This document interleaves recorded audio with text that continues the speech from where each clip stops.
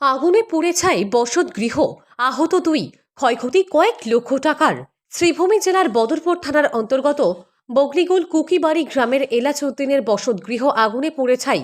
ঘটনার বিবরণে জানা যায়, বগলিগুল কুকিবাড়ি গ্রামের এলাচউদ্দিনের বসতগৃহে মঙ্গলবার রাত আনুমানিক 9টায় হঠাৎই আগুন লাগে। পরিবারের লোকজনরা হাল্লা চিৎকার করতে থাকে। ক্ষণিকের মধ্যে আগুনের লেলিহান শিখা পুরো বসতগৃহ গ্রাস করে নেয়। দাউ দাউ করে আগুন জ্বলছে দেখতে পেয়ে আশেপাশের লোকজনরা জড়ো হয়ে আগুন নেভানোর চেষ্টা করেন আর দমকল বাহিনীকে খবর দেন। খবর পেয়ে এক এক করে Badarpur fire and emergency service স্টেশনের 2টি দমকল গাড়ি ঘটনাস্থলে এসে উপস্থিত হয় এবং বদরপুর থানার ওসি উত্তম অধিকারী দলবল নিয়ে ঘটনাস্থলে পৌঁছায়। কিন্তু সকলের অনেক চেষ্টা করা সত্ত্বেও কিছু রক্ষা করা সম্ভব হয়নি। পুরো বসতগৃহ সহ যাবতীয় জ্বলে পড়ে ছারখার হয়ে যায়। এই অগ্নিকাণ্ডের ফলে ওই পরিবারের 2 ব্যক্তি, সেলিম উদ্দিন বয়স 26 এবং ময়রং বিবি বয়স 65, গুরুতরভাবে জখমপ্রাপ্ত হন। সঙ্গে সঙ্গে জখমীদের উদ্ধার করে শ্রীগৌরী হাসপাতালে ভর্তি করা হয়।